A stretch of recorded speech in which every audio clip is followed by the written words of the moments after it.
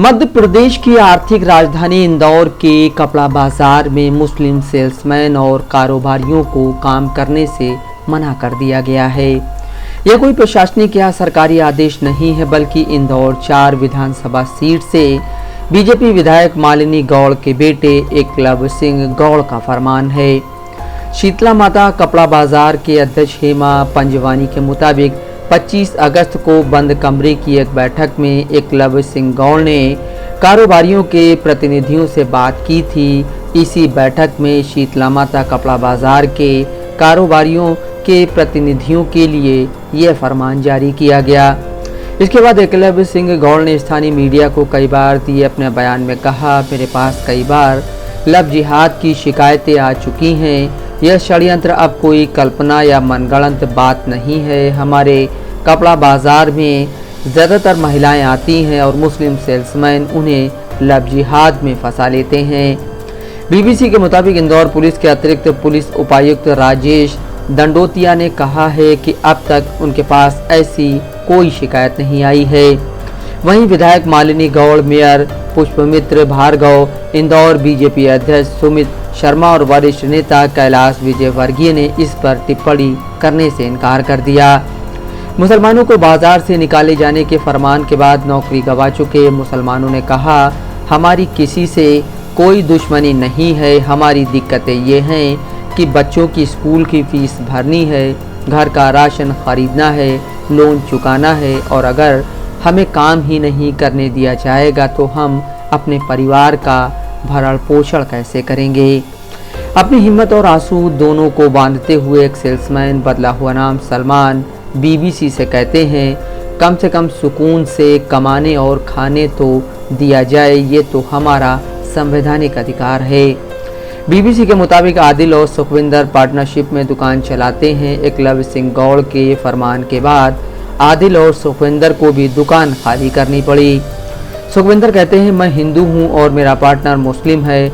हम 20 साल से साथ काम कर रहे हैं। एकलव्य सिंह गौड़ ने लव जिहाद का आरोप लगाया, लेकिन हम पूछते हैं कि अब तक ऐसा एक भी मामला सामने आया है क्या। आदिल कहते हैं, हमारे कारण हमारे पार्टनर की भी रोजी रोटी छीन गई, अब हम क्या करेंगे। सुखविंदर ने आदिल के कंधे पर हाथ रखा और कहा, इस देश में कानून है, सरकार प्रशासन है। एकलव्य सिंह गौड़ जी, उनसे आगे चलकर अपना कानून तो नहीं चला सकते हैं ना। इंदौर कपड़ा व्यापारी संघ के अध्यक्ष हेमा पंजवानी कहते हैं, हिंदू रक्षा संगठन के हमारे भैया एकलव्य सिंह गौड़ का आदेश था, हम उसका पालन कर रहे हैं। उन्होंने हर दुकानदार को बुलाकर समझाया कि बाजार में जो चल रहा है उसको तुरंत बंद किया जाए। बहुत सारे मुस्लिम लोग अब यहाँ से जा चुके हैं। जब उनसे पूछा गया कि क्या किसी मुस्लिम कर्मचारी या दुकानदार के खिलाफ कोई औपचारिक शिकायत आई है, तो उनका जवाब था, मेरे पास इसकी कोई जानकारी नहीं है। नौकरी से निकाले जा चुके एक मुस्लिम सेल्समैन ने नाम न छापने की शर्त पर कहा, एकलव्य सिंह गौड़ हिंदू व्यापारियों पर दबाव बना रहे हैं ताकि खुद को हिंदूवादी नेता साबित कर सकें, चाहे इसमें मुस्लिमों और उनके परिवारों की जिंदगी बर्बाद ही क्यों ना हो।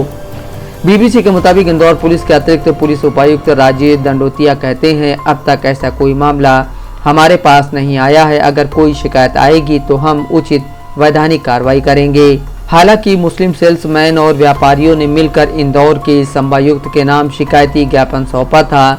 इसके बावजूद पुलिस का यह बयान कि उनके पास कोई शिकायत लेकर नहीं आया, कई सवाल खड़े करता है। जब हर तरफ से मुस्लिम समुदाय के कर्मचारियों के लिए जीवन यापन का संकट गहराता जा रहा है, ऐसे में कुछ हिंदू व्यापारी इस फरमान का विरोध भी कर रहे हैं। सुरेंद्र जैन दशकों से मुसलमान कर्मचारियों के साथ काम कर रहे हैं। वो कहते हैं, हम लोग सारा काम मुसलमानों के साथ करते आ रहे हैं। मेरे यहाँ 2 मुसलमान काम करते हैं। साड़ी में फॉल पीको से लेकर एम्ब्रॉयडरी तक का काम मुस्लिम भाई ही करते हैं। मेरी दुकान में तो ज़्यादातर मेरी पत्नी ही बैठती हैं। मेरे यहाँ के दोनों सेल्समैन से हमें कोई शिकायत नहीं है।